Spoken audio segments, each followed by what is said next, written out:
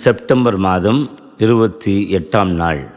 வாக்கு நற்செய்தியின் மூலமாக லூக்கா நற்செய்தியாளர் செல்வர் மற்றும் ஏழை லாசர் இவர்களது வாழ்வு நிலையை குறித்து இயேசு பகிர்ந்து கொண்ட செய்தியை நாம் நமக்கான செய்தியாக பெறுகிறோம். இந்த நிகழ்வு எல்லோருக்கும் தெரிந்ததுதான். சிந்திக்கிற போது நல்லது செய்ய வாய்ப்பிருந்தும் அந்த செல்வந்தர் அவர் செய்யாமல் விட்டுவிட்டு வாழ்ந்தது அவர் செய்த வாழ்நாள் பாவமாக கருதப்படுகிறது என்று நாம் கூட சில நேரங்களிலே கேட்கலாம். அவன் ஒன்றும் லாசரை துரத்தி விடவில்லையே, அவன் வேலையை செய்தான், இவன் வேலையை செய்தான், இதில் என்ன பிரச்சனை இருக்கிறது என்று கேட்கலாம். ஆனால் நாம் முன் குறிப்பிட்டது போல நல்லது செய்ய அவனுக்கு ஒரு வாய்ப்பு இருந்தது.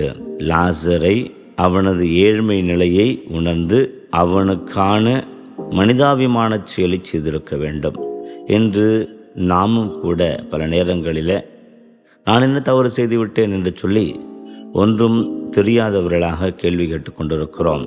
நான் இந்த பாவம் செய்தேன், இதை செய்தேன், அதை செய்தேன் என்று சொல்லுகிற பொழுது எதை செய்ய வேண்டி அதை செய்யாமல் விட்டிருக்கிறோம் என்கிற அந்த நிலையையும் உணர வேண்டும் என்று சொல்லி இந்த இயேசு குறிப்பிட்ட செய்தி நமக்கு வெளிப்படுத்துகிறது.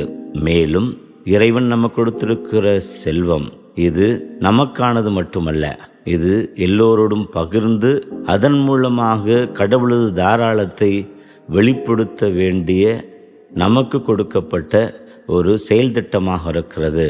ஆனால் இன்று நமது உலகில் 20% மேற்பட்டவர்கள் தாங்கள் பெற்றுக்கொண்டு தனக்கு மட்டுமே தன் குடும்பத்திற்கு மட்டுமே என்று சொல்லி சுயநலத்தோடு வாழுகிற போது மற்ற 80% மிகவும் கஷ்டப்பட்டு கடைநிலையில் இருக்கிற போது இந்த உலகம் அவர்களை குறித்து கொஞ்சமும் யோசிக்காமல் பாராமுகமாய் இருப்பது என்பது வெட்கக்கேடாக இருக்கிறது.